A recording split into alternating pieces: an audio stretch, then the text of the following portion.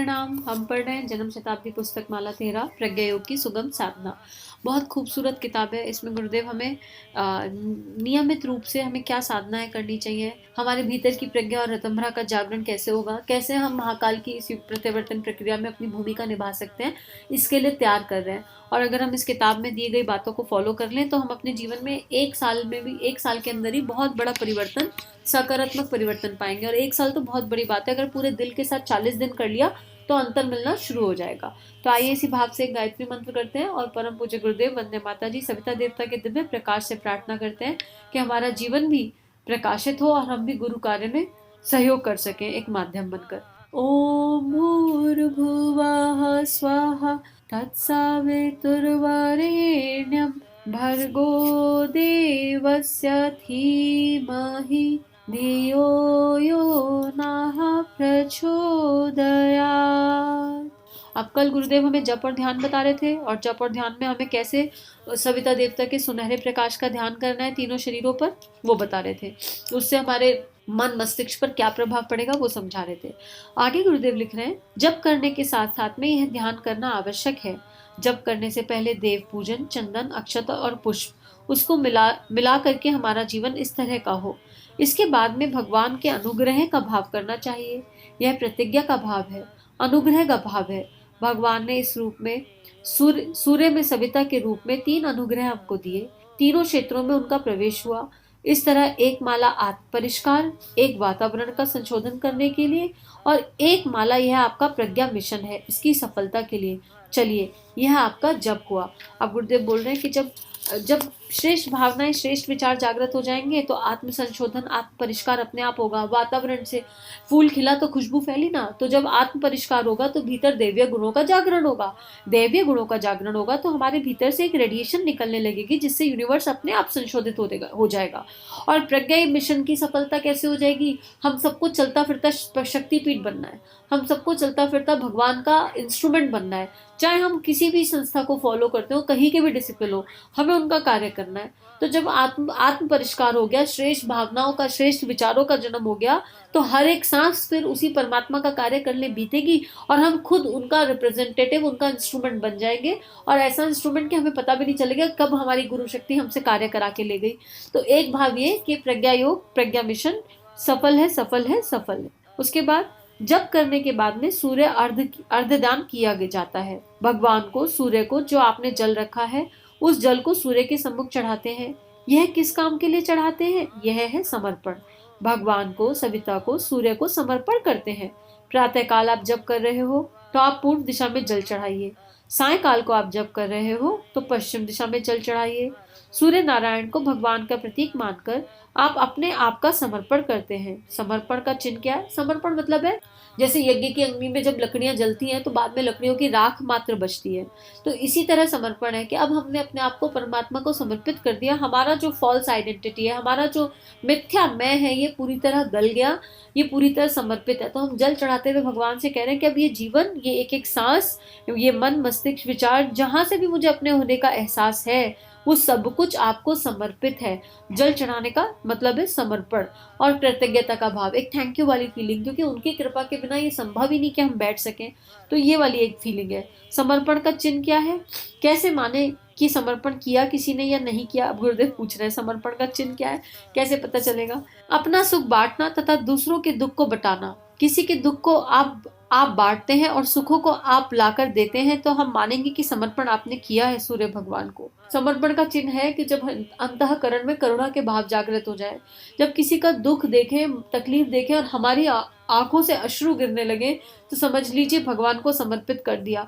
जब अपने से ऊपर उठकर परमार्थ का भाव हो जाए तो समझ लीजिए समर्पण हो गया। समर्पण की सीढ़ी तो चढ़ी गए। समर्पण तो खैर पराकाष्ठा है, लेकिन समर्पण की एक सीढ़ी, एक चिन्ह है ये। पूजा उपासना करने के पीछे यही भावना करनी चाहिए। क्या भावना? पूजा उपासना के बाद में आप जल चढ़ाएं और साथ साथ में यह भावना करें कि भगवान को, अर्थात भगवान के संसार को अब हम अपने सुखों को बांटेंगे। और संसार में अर्थात भगवान का विराट रूप है, विराट विश्व है, इसमें जो दुख फैले हुए हैं उनको घटाने की हम कोशिश करेंगे। तो सबसे पहले अपने सुख बांटने की आदत पड़ जाए। अपने सुख मतलब जो हमें मिल गया वो हम बांट देंगे, संग्रह की प्रवृत्ति नहीं रहेगी, कुछ भी संग्रह नहीं करेंगे। और जो भी मिल गया, जहां से हमारे जीवन में कुछ अच्छा बदलाव आया, वही हम दूसरों को देंगे। और दूसरों को देंगे तो बिल्कुल समर्पण के भाव से देंगे, ये नहीं कि हम दे रहे हैं, हम देने वाले कोई है ही नहीं, हमें भी मिला है कहीं से और हम केवल पोस्टमैन है। पिछले वाले स्वाध्याय में गुरुदेव ने बताया था ना कि डाकिया है, तो डाकिया वाला काम करना है। जब हम ये करने लगेंगे तो एक आंतरिक संतोष, एक आंतरिक खुशी का अनुभव होने लगेगा।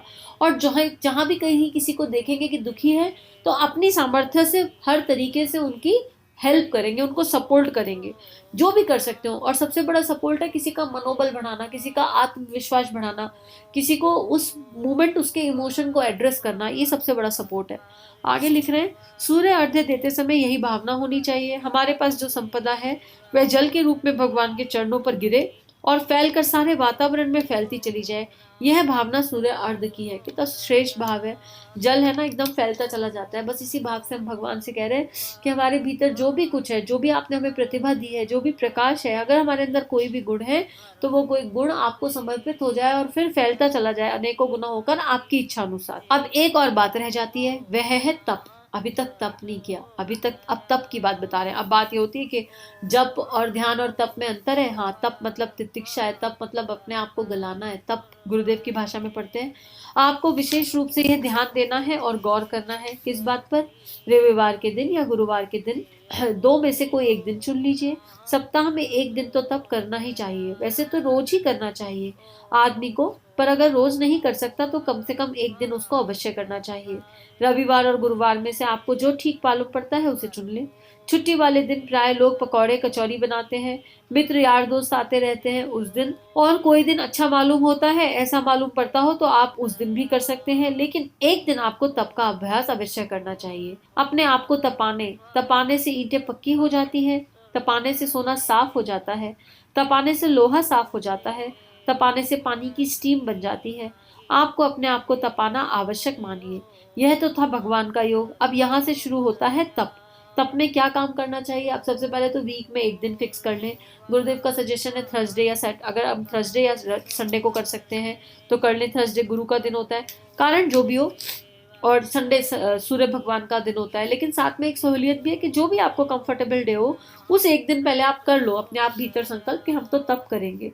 और तप में क्या करना है? तप का आपको प्रतीक थोड़ा थोड़ा करके लीजिए। उसका सिद्धांत आपको याद रहना चाहिए। सिद्धांत आप भूल जाएंगे तो बड़ी मुश्किल हो जाएगी। एक तो है अस्वाद व्रत का परिपालन। आप उससे एक समय ही का ही रखिए। अगर दोनों समय आपके लिए संभव नहीं तो स्वाद का त्याग कर दीजिए। तप का मतलब है, यहाँ पर गुरुदेव स्वाद का त्याग करवा रहे हैं, मतलब जीवा पे कंट्रोल। एक इंद्रिय है ना, पीछे गुरुदेव ने बताया था एक स्वाध्याय में कि दो इंद्रियां हैं। एक इंद्रिय जीवा जो है एक ऐसी इंद्रिय है जहाँ वाणी और स्वाद, अगर इन पे भी इंसान कंट्रोल कर दे, और एक जनेंद्रिया, इन पे इंसान कंट्रोल कर ले तो चेतना अपने आप ऊपर उठने लगती है। ये सबसे कठिन है लेकिन अभ्यास से हो सकता है, और जब संकल्प के साथ, गुरु की शक्ति के साथ चलते हैं तो निश्चित रूप से हो सकता है। तो स्वाद का त्याग कर दीजिए। स्वाद का त्याग मतलब नमक और शक्कर का त्याग, दोनों का त्याग। फीका खाना, जो भी आप ग्रहण करो वो फीका ग्रहण करो। अब इससे क्या होगा? अभ्यास हो जाएगा और धीरे धीरे स्वाद पर विजय प्राप्त हो जाएगी। स्वाद पर विजय प्राप्त हो जाएगी तो जिह्वा की इंद्री पर विजय प्राप्त हो जाएगी। और ये इंद्री पर विजय प्राप्त करना अपने आप में बड़ा श्रेष्ठतम कार्य है। कहीं आने जाने में इस तरह की चीजों पे जो बाधा आती है ना, वो नहीं आएगी। खाने पे से अगर मन ऊपर उठ जाए तो बहुत सारी चीजें सॉल्व हो जाती हैं। इससे जस्ट पिछली वाली बुक में इसके बारे में पूरा डिटेल में बताया गया है, जन्म शताब्दी पुस्तक माला 12, उसमें सुनिएगा, उसमें बहुत अच्छे से गुरुदेव ने इसको समझाया है। आगे लिख रहे हैं, जीवा इंद्री पर ध्यान रखिए। आपको डुबो देने वाली, आपको परेशान करने वाली, हैरान करने वाली यह इंद्री बड़ी खराब है। आगे से आप जब कोई जप करेंगे, तप करेंगे, कोई मंत्रोच्चारण करेंगे तो ध्यान रखेंगे। इसलिए पहला काम है जीभ पर कंट्रोल करना। वाणी पर भी कंट्रोल करना चाहिए, लेकिन खाने पर तो करना ही करना चाहिए। स्वाद पर एक समय नमक मत मिलाइए, तब ज्यादा नहीं खाएंगे, फिर आपके पेट के लिए खाएंगे, फिर आप स्वाद के लिए भोजन नहीं करेंगे। तो अस्वाद का अभ्यास हम में से प्रत्येक आदमी को करना चाहिए, चाहे सप्ताह में एक टाइम ही हो। यह एक तप हुआ। अब ये तो गुरुदेव कह रहे हैं कि हर हाल में करना चाहिए, क्योंकि अभी हम स्वाद के लिए खाते हैं, और जब हम अस्वाद खाना खाएंगे तो हम शरीर की आवश्यकता अनुसार खाएंगे। अब सोचो, अगर एक यूजली हम खाने बैठते हैं खाने बैठते हैं और खाना अगर टेस्टी होता है तो भूख 2 रोटी की होगी तो 2 में से 2 रोटी से 3 चली जाएंगी, ऐसा होता है। लेकिन अगर हम अस्वाद खाना खाएंगे तो अपने आप ही बिल्कुल शरीर की आवश्यकता अनुसार खाएंगे। तो अब हम सभी को, मैं भी संकल्प सोच रही हूँ, ये मेरे मन में भी आ रहा है कि ये उठाना ही चाहिए, बहुत समय से नहीं किया है। ये गुरुदेव, आज का स्वाध्याय यही समाप्त करते हैं और उस गुरु शक्ति से प्रार्थना करते हैं कि हमारे भीतर वो संकल्प जागृत हो, हमको वो शक्ति प्राप्त हो कि हम भी इस तप की, इस जो पहली श्रेणी है तप की, अस्वाद व्रत, इसको नियम से कर सकें वीक में एक बार। और हम सभी का जीवन गुरु तत्व के सूक्ष्म सानिध्य में मंगलमय है। आप सभी की चेतना को नमन, सभी को प्रणाम। हमारे YouTube चैनल को सब्सक्राइब कीजिए और बेल आइकन पर क्लिक कीजिए ताकि आने वाली सभी वीडियो की नोटिफिकेशन आपको मिलती रहे। आप सभी को बहुत बहुत थैंक यू।